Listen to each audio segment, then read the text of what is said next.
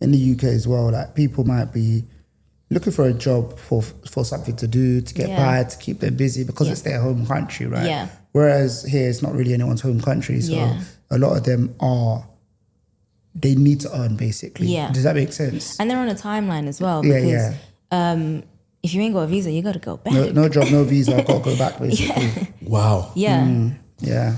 So even with the UK, you have 30 days or you start paying fines. Yeah. If you ain't, if you don't sort out your own visa. And for all the other countries, it's all different regulations. But a lot of times is if you don't have the visa, you have to go back. Yeah. So it's a time thing as well. Yeah.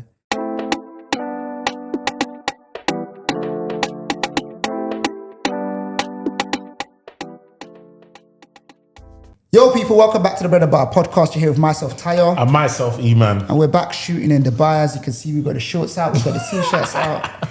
And we're shooting today with a very special guest, one of my favorite peeps in Dubai. We linked up when I moved over. Antoinette and I locked in with her immediately. We got Denise Cabral in the building. How you doing? Hi. You good? I'm good. Thank you for having me. You're looking she's got the Dubai feel on her. No, she trust me. Like she just finished from beach. Come looking very residency. How you feeling today? You good? I'm good. Thank you. So just for the people that don't know who you are, and we'll get into it in a lot of detail, one thing we always ask people is, what is your bread and butter? Which we'll obviously go in and break down. So what is it that you do? In Dubai, I've just relaunched my brand, which is a cloud kitchen called Otinos, which is from my family legacy that was birthed in London. So I brought over that business over to Dubai. Aside from that, I'm still running internationally the restaurant in the UK. And as well as that, I run an Airbnb and I'm also a landlord, so landlady. Multifaceted. Yes. It's crazy how, we'll get into it in a bit more detail as well, but I think let me speak about the first time I met you, right? I met you at an event, it's kind of like a charity event. I can't remember. Yeah. Princess Trust. Princess Trust event. Yes. Yeah, that was correct. Back when it was Princess, right? And I remember you saying that you're moving to Dubai.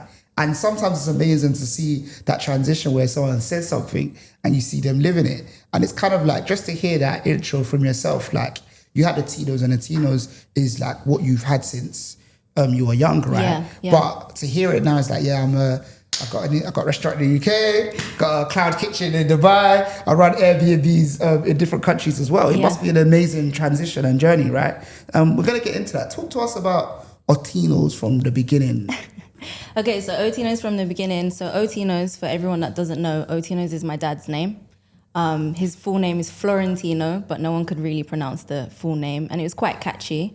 So it's just called Otinos. So it kind of stuck. We kind of fell into the restaurant. There was no business plan. There was no savings. My dad kind of lost his job in the recession, and us as a family, we just kind of teamed up and said, let's try this out. Like no longevity. We didn't know where it was going to go. How many years is that ago? So I was 21. So this was a long time ago. And then I was still at uni. And we just jumped in. Within 2 weeks, the family just all come together. We did the flooring, painting. We didn't have any construction company, anything like that. Previously, the restaurant was kind of run to the ground. So it needed a bit of a little facelift. And within 2 weeks, we was up and running. And it was like so successful from like the beginning. I feel like we've got to dig into that a bit more, because what was your family used to doing before? What industry were you in? Were you in like food and hospitality before? No. So what gave the drive to say like restaurant? Because I don't know about Eman, but you see the restaurant game, I'm petrified of it. Like the people that have been in it for years, you don't ask them about doing restaurant, they tell you don't do it, trust me, don't do it. What makes a whole family say that, we're going to full send this and this is what we're going to do? So I think at the time, my mum was a cleaner. She was a cleaner. My parents went to the UK, spoke no English. So they really worked their way up. And then that small road where the restaurant is now, still to today, it was called Little Portugal. So it was kind of like a Portuguese community. So we was always there. No, in Camden. Okay. Yeah, so this is not Stockwell, Camden. Camden, okay. And till today, we are the only Portuguese standing restaurant on that road. So we've made it through, you know, a lot of closures of other businesses and stuff. So yeah, like I said, I think in that moment in time, my family didn't really have a choice. And we just said, cool, let's just give this a go. Did your family have a food background at all? No. I'm still stuck. No, so you lot just said, right, you know what? Mum's cooking is banging, you know. Yeah. I think the world needs it. Yeah, so my dad, again, he was quite well known in the streets. Well, not in the street, but on that road. No, you have to get clarified, community, for the community. Because on a Saturday, we used to go there, we used to have lunch, coffee, you could do your grocery shopping there. It was like, you could get Portuguese products from that road. So the community will kind of stay together. And the previous owner kind of knew us and gave us the opportunity. He had a heart attack at the time. So he needed someone to kind of take over the business. And my dad said, let's give it a go. You know, they say something that there's no such thing as, I think it's luck. Eman will keep me honest, but they say there's no such thing as luck. Luck is where opportunity meets preparation. Yes. So you had like the opportunity. What preparation for all of you in your family do you feel that you had for opening a restaurant? And it doesn't need to be direct in cooking food. I mean, just like running a business or maybe the challenges that you went through in life and so on and so forth. Yeah. What preparation do you think that you guys had? So first of all, from my parents' background, they fled war from Angola, and they actually met on the boat. Wow. Yeah. That's like a movie story. That's Yeah. absolutely crazy. Yeah. Yeah, so They met on the boat. they met on the boat as they fled war. Yeah. And they're still together And together to today. Yeah, so what my parents have taught me and instilled in me is grit, perseverance, and hard work. So they literally got to Portugal from Africa. No, actually, sorry, it's from Angola to South Africa to Portugal. And then, yeah, they started from ground zero, basically, yeah. My mind just works so bad. In my mind, I'm just thinking South Africa to Portugal must be a mission, Yeah. bro. It's by boat, right? Yeah. That is crazy. No, they had time to fall in love. No lie. They had What? We were talking about Love time. is Blind 2 weeks in that. Bro, They had time. What? It's vibe. No, it's no wonder that they're still together. Yeah. No, What? that's an amazing story, No, though. that's amazing. And absolutely, I think I love the fact that you said that, because a lot of people, everybody has their own struggles, and everybody's struggles is relative to what you're used to, innit? Yeah. Do you get what I'm trying to say? Like sometimes you might be a graduate and it's like, look, it's hard for me to get a job. Yeah. Sometimes you might be a graduate that's a black female and it's like, Yeah. I'm one of the most marginalized people in this world. It's Yeah. even more harder for me to get a job.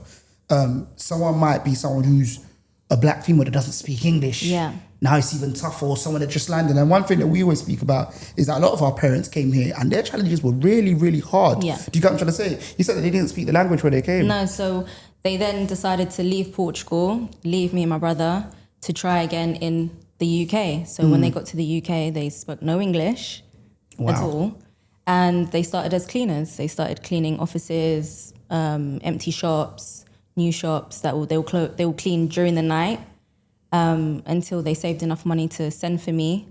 And I remember living in a shared accommodation in one bedroom with my parents.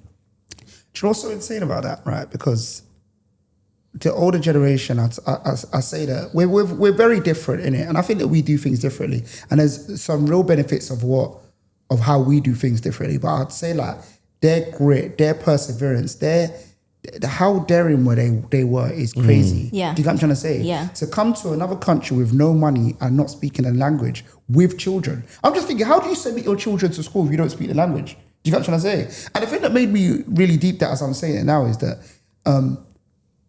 people think about like, what country could I see myself living in? And I've always loved the idea of Portugal. Yeah. But when I go to Portugal, they don't speak enough English. Yeah. And this is someone with money. Do you get what I'm trying to say? Yeah. And so I'm just thinking, how does someone with no money, starting from ground zero Yeah. as a cleaner, just go there and decide to make it on the way up? And obviously they did it. So huge credit to your parents. And it's no wonder it's rubbed off on you, right? I also remember, for example, when I first started primary school, my parents only spoke to me in Portuguese up until I went to primary school, right? So they never really spoke English. Yeah. So I remember standing in the playground and not understanding what people were saying to me. Can you imagine? It's crazy. That's crazy. But it must do something for the family side of things, though, Yeah. no? So, because Because the other side of it is, and this is one thing I always say, is that like the reality is that if we really think about generational wealth, when we look at like really wealthy people, even look at the royal family, it's a family business. It's a family business. Like family business is the real start to a lot of wealth. When you think about the Berkeley Group, that's a family. That's just family properties. This is a rich family from back in the day, and it's now their whole company. Do you know what I mean? And actually, the fact of how you've come over and all of that probably made you a tight knit family. Yes. So that when the opportunity came, and again, this is another thing, that having that relationship with your parents, because your parents decided to do something and they said, "Oh, come do it. Let's do it together." Rather than like some, especially from an African background, parents will say, "Well, we'll do it, and your kids, you go and be kids." They said, "No, you're an adult. We're all doing this together, and you all jumped in together." Talk about the family dynamic of you guys like growing up in the UK. In the UK, I mean, I weren't really allowed out in the UK, so I didn't really have much freedom. I'm also a female, so obviously my parents were like, you know, not allowed out. My brother's 9 years older than me, so he's kind of like a second dad. So he would always look after me. I grew up quite in a strict household, very strict. So cleaning, I always had to clean. I always had to make sure, for example, Sundays, we would always have lunch together, go to church, come back. A lot of our meals were sitting around the dining table and talking. So I remember if I was ever in trouble, I would hate going for dinner because at dinner, that's when I'd get told off. So yeah. That's great. I was going to say, regarding the first year of the restaurant, it talked to me about some teething issues because no experience without opening a restaurant must have been crazy. So first of all, I was the only one in the whole family that knew how to work the till. So that meant that I had to be there for opening and closing.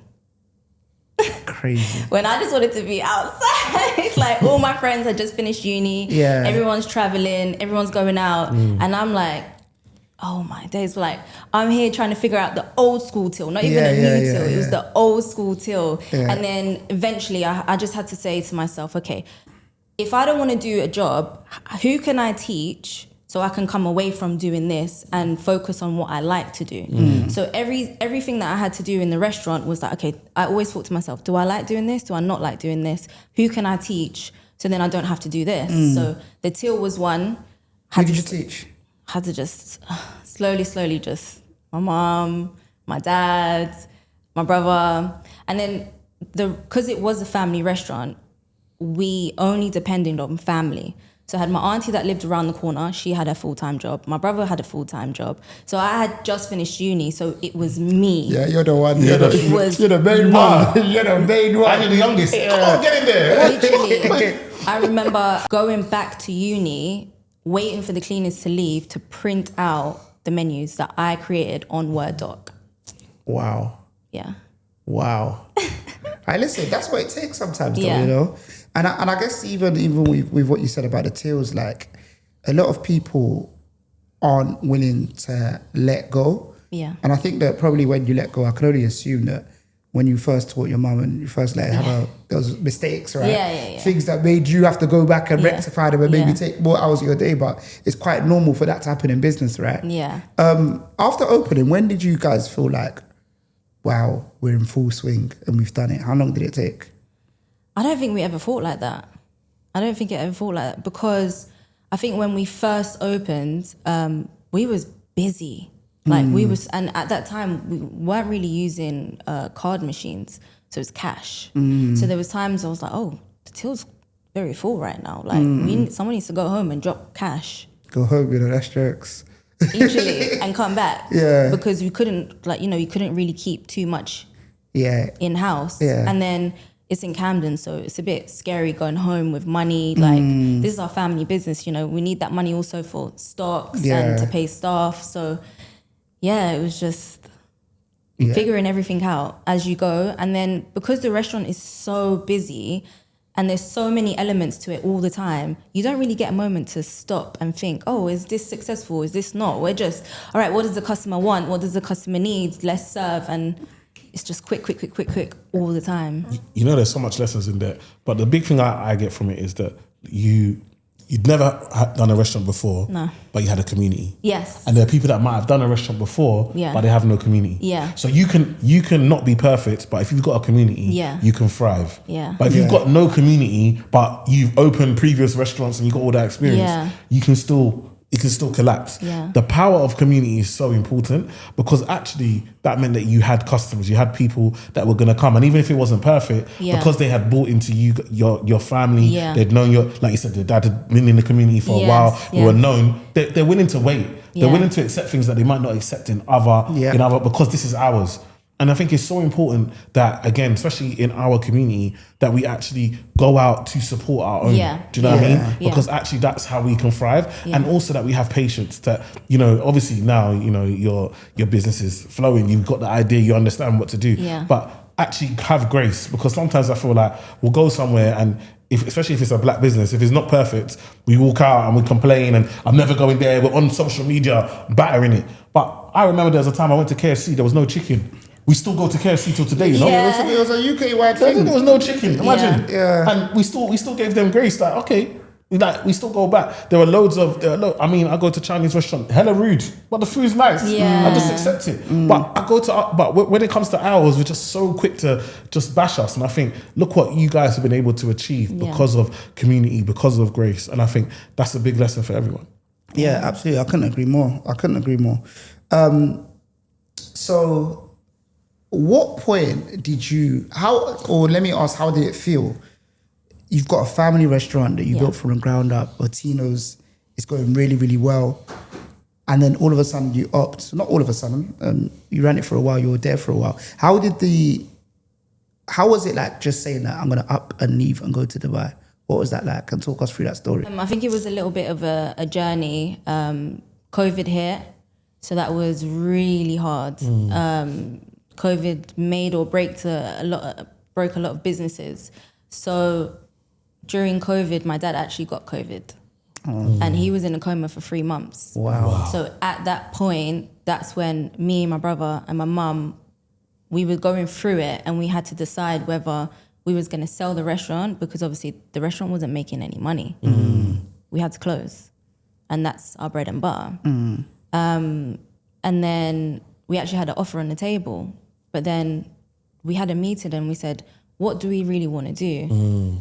And I'll be very honest, definitely came from me. And I definitely said to my family, we've built this from the ground up. Why would we want to sell now? We don't do it for the money. We do it because we genuinely, like as a family, we enjoy what we've built. So at that moment, that's when my brother had to leave his secure job. He's married with twins, by the way. So he had to leave his secure job. And I guaranteed him, and I said, bro, if you do this, I can guarantee you the restaurant will pay you what you've earned and more. Like your family's gonna be supported, basically. And then he made that decision. I was a mum at the time. I'm a mum. So for me, in terms of being full time in the restaurant, I couldn't commit to the full time, but I was there to still support my brother. So we said, cool, this is how it's gonna work out. So then we agreed. When you have a conversation, you don't actually know how it's gonna pan out. So then we tried to do that way, and then he was there full time. That's when we then introduced takeaways, for example. We never done takeaways before. So I think in business, it's always about figuring things out. And then the transition came when I was on holiday one time in Dubai with my son. And then I was receiving messages from my story on Instagram, and they said, oh, are you opening Otinos in Dubai? And I said, oh, actually, click. Why not?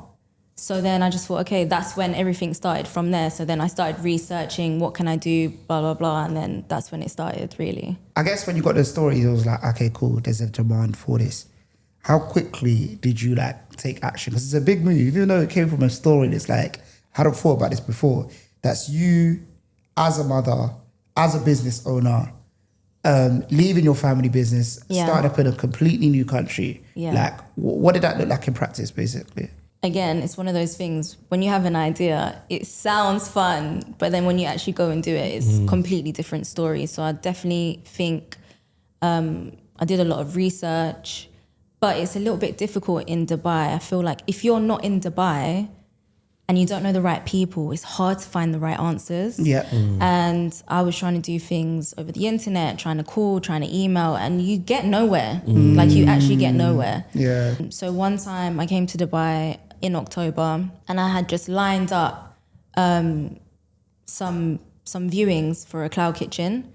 And the reason why I had picked a cloud kitchen model and not a restaurant was because I know how time taxing it is to own a restaurant. Yeah. I see it with my family, I see it, I've experienced it. You have to be there every day because you're front facing. Yeah. So that's when I researched the cloud kitchen model, and I thought I can still be a mum, be a present mum, and have a business in the experience that I've had up until now. So that's when I decided to go for the cloud kitchen. Found a location, signed just before I was on my way to the airport, starting a contract in January. Everything I had planned out didn't pan out how it was supposed to happen. So the reason why I then did that was because I had put my house up on sale, and that same week I had found a buyer. So I thought, oh my God, everything is slotting in at the same time. Yeah. And I was going to use the money from the sale of the property to invest that into my business. So then I had moved. 2 weeks later, the sale fell through. And then I had already started setting up the business here. Yeah. So I was like, okay, what do I do next? How do I make money? How can I pay for this? Yeah. And it was the move. It was settling my son into school. It was, at first I had an Airbnb. It was looking for a long-term rental property. It was figuring out school runs. It was figuring out traffic. It was just everything, all at the same time. That is crazy. That is crazy. And I can imagine it was a lot at the time. What was the end result of that? I guess you thought you was going to have a lump sum of money to throw into your business. And I think that's daring in itself. But I always encourage people that, like, with a lot of these things, if you want change in your life, sometimes you have to bet on yourself, right? Yeah. If you don't change anything, you'll just have what you've always had, right? So you decided to bet in yourself, but that money didn't come through. And sometimes these things happen, right? Sometimes they happen for a reason as well. What did that look like? Because I guess the starting up a business is very cash intensive. Yeah. A lot of people just think that you buy raw materials, you buy food, you hire a chef, but they forget about marketing. They forget about even just cleaning, keeping the place clean. Yeah. Forget about licenses. Yeah. All of these bits and pieces, regulation, even like setting up your company is expensive depending on what company you have. Yeah. So what was the outcome of that basically? So before I had moved, I had set myself up with the Airbnb business. So after COVID, and before I'd moved to Dubai, I had set up the Airbnb business to hopefully generate me passive income to then help me with my move.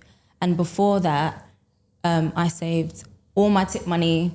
You know, every time I was cleaning the table, I was like, please, someone give me some tip money because I'm trying to save this. And it was hard at the time because you're like, okay, how much money do you need to move?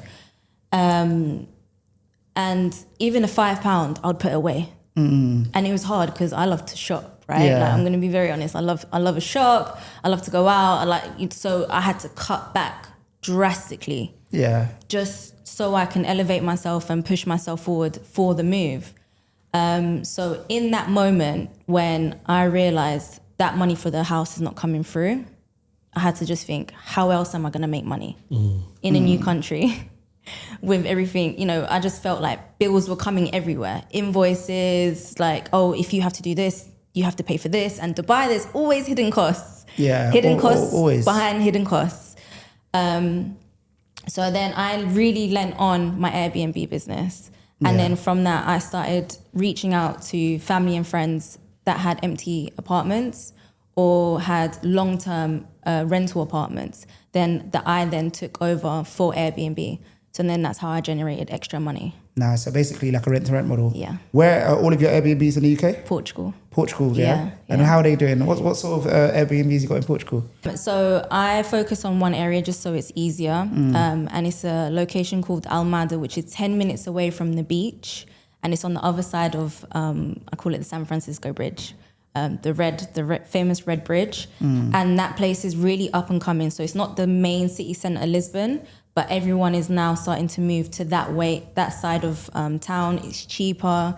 You get really good seafood. It's close to the beach.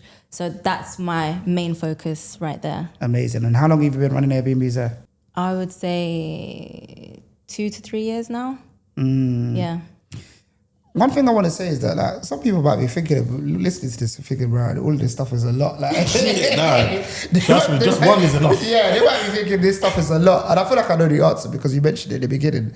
But it's really important for the audience or the people listening to kind of understand where this mindset comes from. Yeah. Because a lot of people, men and women, will just sack it off and decide to do something that gives them a lot more quote unquote peace. It's not as ambitious. It might be less rewarding, but it's not as tasking. Yeah. And I think that what I'm basically trying to say is that you're choosing hard. Yeah. Do you get what I'm trying to say? You're choosing hard, isn't it? Yeah. So what makes you like kind of like that?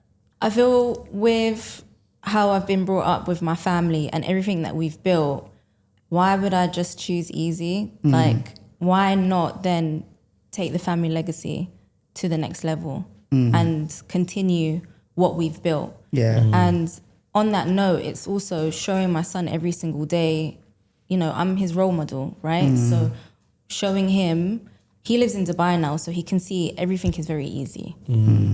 Not everything, but Can be very easy. can be very easy. A lot of his friends at school now, you know, they get chauffeured in Rolls Royces, they wear Rolex at 12. So it's like, why I want to show him hard work, perseverance, and you can have what you want in life. Yeah. So, How do you show him that in Dubai? Sorry, I know he's going to say something. How do you combat that?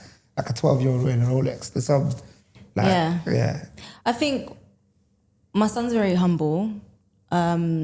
And I think when I was in the UK, he saw how hard I worked. There was times that he see me cry of exhaustion. I would get home at like 4 a.m. from working in the restaurant. Hi. And then I would still wake up in the morning and take him to football or boxing just because I knew that was important for him. And then in the UK, just rushing all the time and trying to get him to school and make sure the house is tidy. Whereas in Dubai, I have that time to be a present mum because there's a lot more convenience here. So, yeah. We haven't just talked about the food. Like, what is the food? What type of food is it? So it's Portuguese food. Okay. In Dubai, it's mostly Portuguese food and it's been a little bit modernized. So we've got some burgers on there as well. And the reason why I've done it that way is because I've researched the market and I want to appeal to a wider audience and not just my target market is kind of just Portuguese people that understand Portuguese food. I want to also educate them on my dishes. And in the UK, it started off very Portuguese. And I managed to convince my mum to add sometimes twice a month we do Angolan dishes, which then was actually a huge success. Wow. Yeah. What made you decide, well, obviously not decide, but what made you go for that? What made you bet on that? And what made you think it was going to be successful, the Angolan dishes? I didn't know. I just thought, let's trial it. Why not? In the UK, when we first started, as we said, it was a big Portuguese community. Yeah. But where we're situated in Camden, we get a lot of tourists.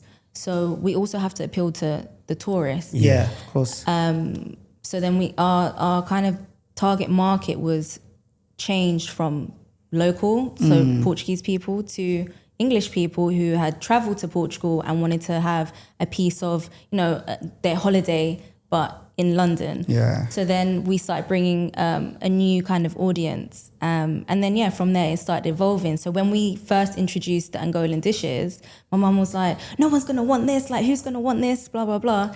And I said, Mum, just give it a go, give it a go, give it a go. And then when she finally tried it, it was a success. Yeah. So You gotta love tourists, man. Tourists will just walk past the shop and just look at us. Oh, let's go and do it. No, trust me, it's important, and you're trying to expand even further. You don't need to choose hard. No, she chose extra hard. She said, "I want maximum, the hardest level possible." Yeah. So you're now expanding to another location. Congratulations. Talk to us about where do you even find the time to go and find another location? Like, you seem very busy already. I think you have to prioritize your time. There's a lot of distractions, but especially in Dubai, there's a lot of distractions. Yeah. Everyone wants to meet for a coffee. Everyone wants to network. There's a boat party every weekend. There's a networking event every day. It's just so true. It's just so true. There's a restaurant popping up every single day, a hotel. So it's just really just staying focused and knowing the journey and the path that I'm taking. Yeah. And staying on that path. So yeah, prioritizing really.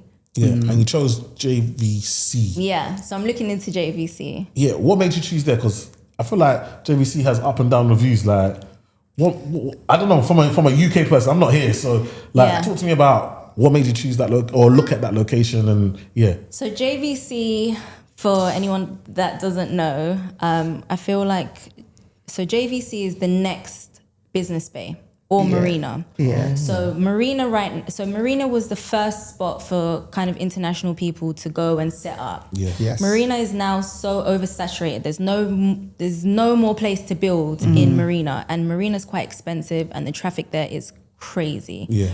Then people start expanding to kind of DIFC, and then the next spot was JVC. Yeah.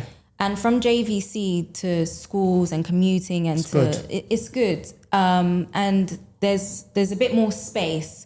They're building like crazy. However, you can go for walks. There's parks. There's a nice community there as well. There's villas as well as buildings.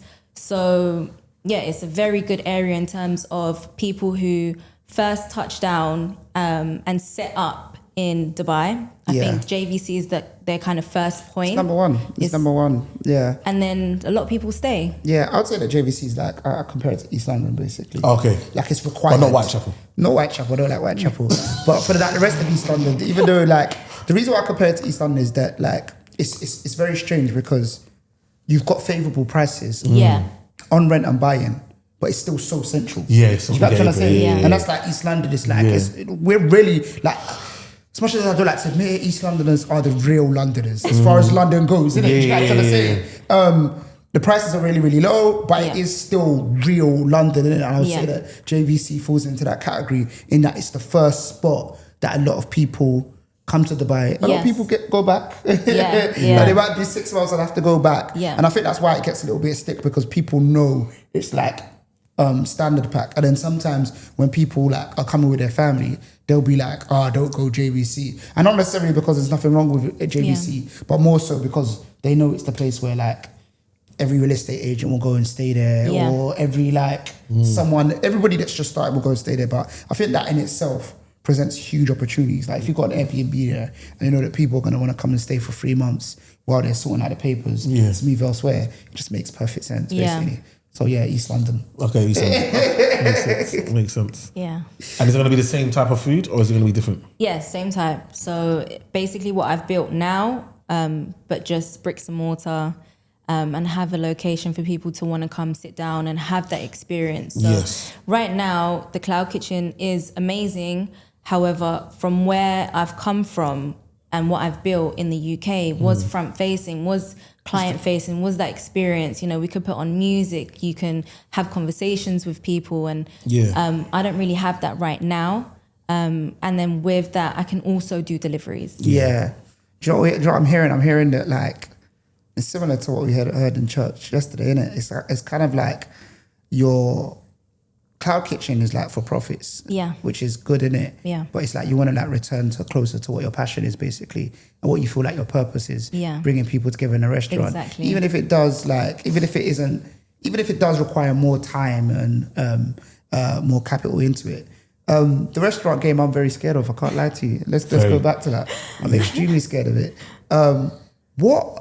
Other than like the people and that, what kind of drives you into that? Like what kind of draws you into it? Because I always say to people that like, even from the fact that like food can go off, like you could buy the raw products that they can spoil health and safety standards. Yeah, the fridge could just not electricity problem, and then all of a sudden all your stock is off. Gone. Which like, has happened to me, by the way. Like what is the main things that you love about it? From what I got from my family was my mum genuinely loves to cook. That's her love language. So growing up, my mum's love language to me was feeding me.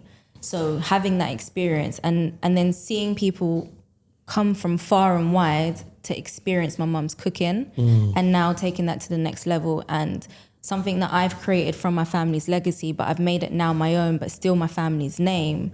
That's what kind of fulfills me, is knowing that I've built this from the ground up with all my experience, and someone's able to enjoy that one dish that has come from my mind, basically. Amazing. Would you ever franchise?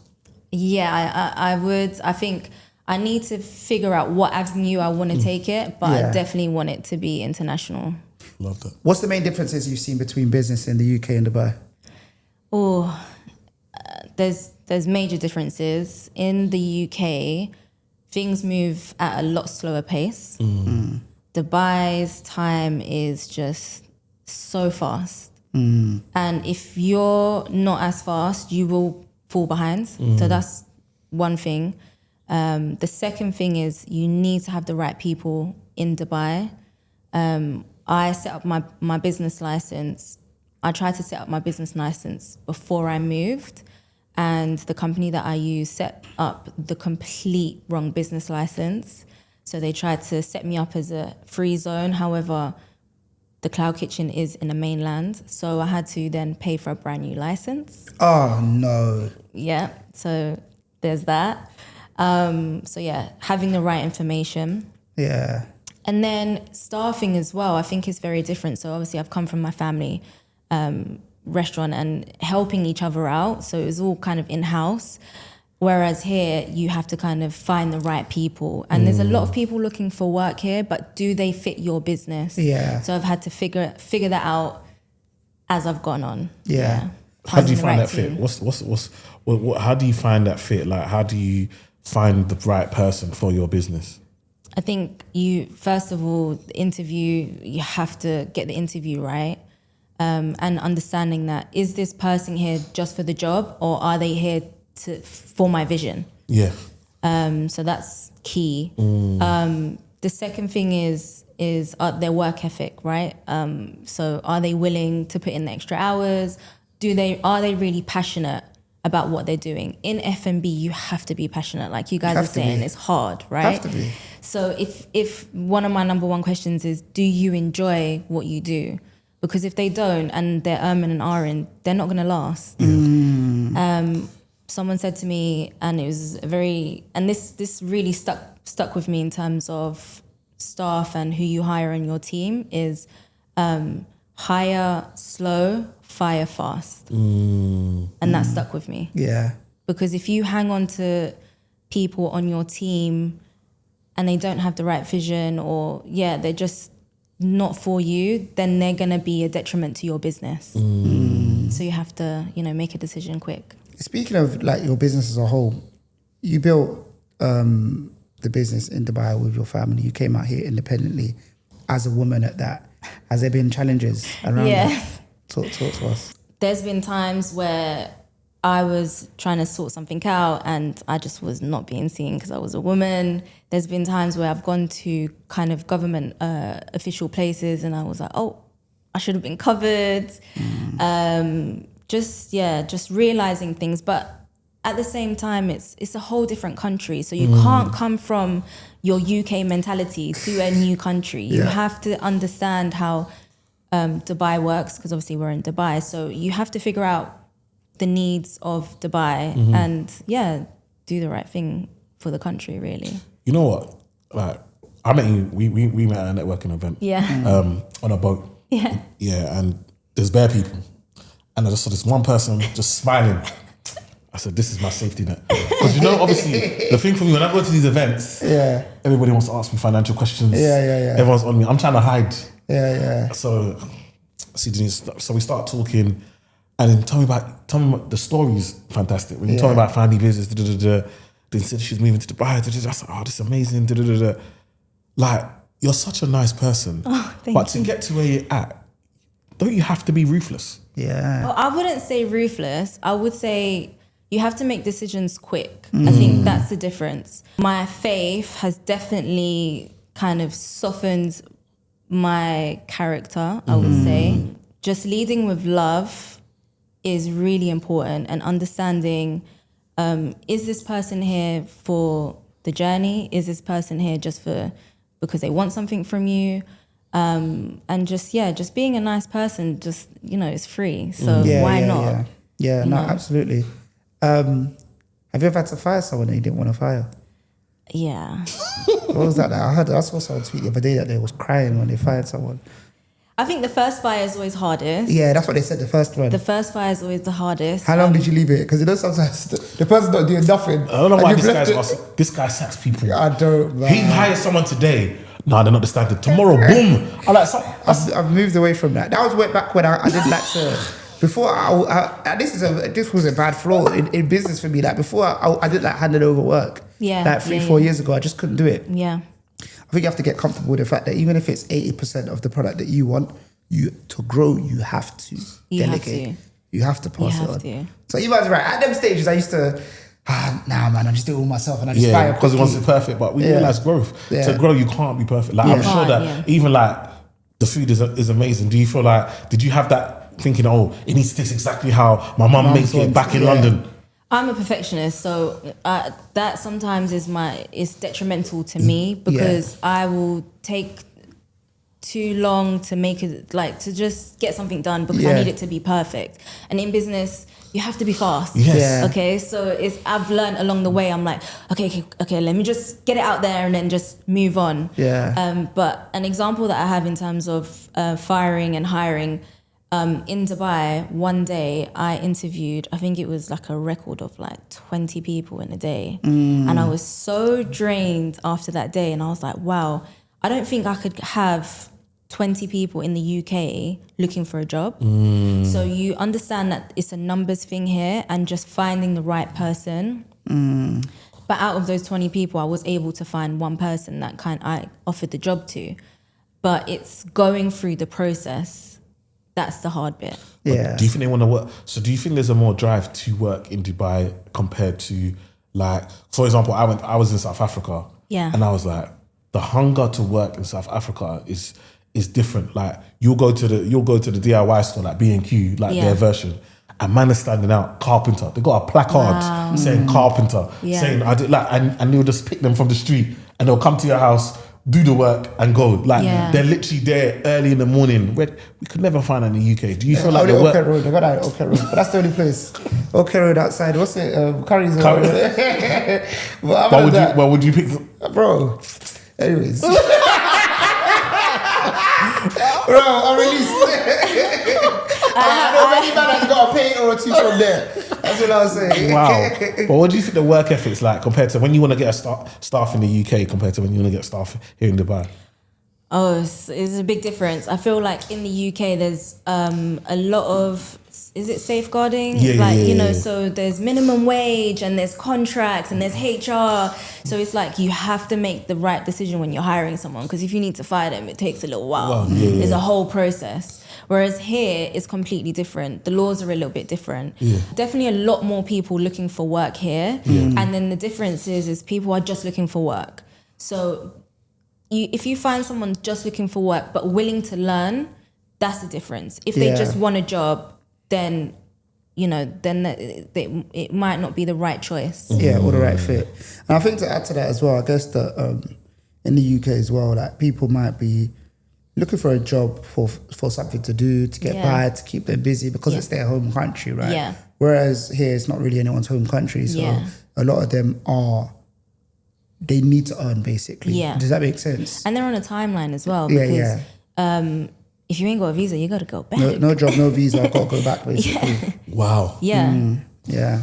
So even with the UK, you have 30 days or you start paying fines. Yeah. If you ain't, if you don't sort out your own visa. And for all the other countries, it's all different regulations. But a lot of times is if you don't have the visa, you have to go back. Yeah. So it's a time thing as well. Yeah. So what's next? Tell us about the future plans. What's your 5-year plan? Ooh, 5-year plan. I'm trying to hit 30 mil. Jeez, I love that. Love that. 5-year plan. You know what? I want to keep it to myself, really.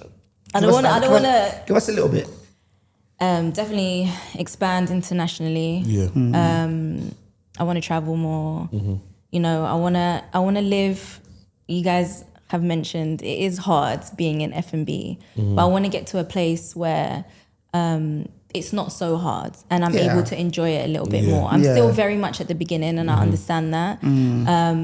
I've been doing a lot of delayed gratification because you have to build in the moment. So I know that in the future, I'm going to be able to reap my rewards. My son's going to be older as well. So hopefully, you know, he's going to leave the nest. I'm definitely helping him be very much independent. You know, as a boy, I want him to be independent and teach him to be independent. I think back in the day, you would want, you know, your kids to stay with you for a very long time, whereas I'm teaching him to make his own decisions and be his own character.